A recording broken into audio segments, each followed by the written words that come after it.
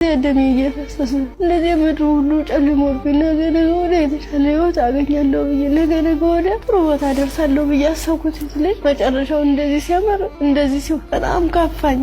ነገ ወደ ስደት ነው የምሆነው። ምንድነው ማድረግስ የምችለው? በምን አይነት መልኩ ነው ህይወቴንስ መጠገን የምችለው? አይዞሽ የምለኝስ ማንኛው ሰው ነው? ከአያቴ ጋር እየኖርኩ እያለ 8 ዓመት ሲሞላኝ ትንሽ እሷንም ይቸግራታል።